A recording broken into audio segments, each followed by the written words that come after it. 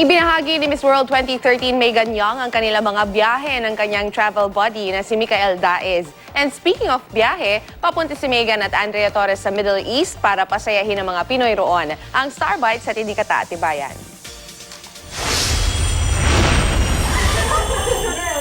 Biyaheng pa Middle East ang dalawa sa hottest leading ladies ng Kapuso Network.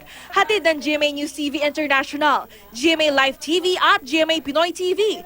Magpapasaya si Miss World 2013 Megan Young sa Qadsiya Sports Club sa May 28 para sa kalayaan sa Kuwait 2016. Habang ang The Millionaire's Wife lead star Andrea Torres ay sa Qatar ang biyahe para sa Kalinangan 2016 sa June 3. Sobrang excited ako kasi alam kong magandang-maganda doon. Gusto kong syempre yung makipag-communicate dun sa mga Pinoy na nandun. Gusto ko lang mag-enjoy. Excited ako.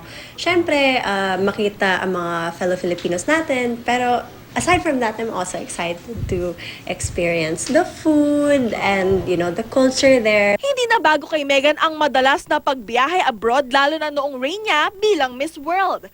Pero matapos ang reign, ang madalas na niyang nakakasama sa kanyang mga biyahe, ang travel buddy niyang si Micael Daez. Ikinukwento pa nga ni Micael sa kanyang travel blog ang mga napuntahan na nila ni Megan.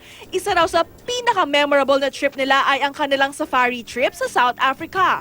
Muntik na nga raw siyang himatayin ng makakita at makatabi ng malapitan ang isang leon. First time kong manginig ng ganon kasi hindi ko alam, oh my God, nakikita ba ako nito? Tapos si Micael naman, tawa siya. Plano naman daw nila ni Micael na malibot ang magagandang isla ng bansa tulad ng Palawan at Davao. Katatibayan, GMA News.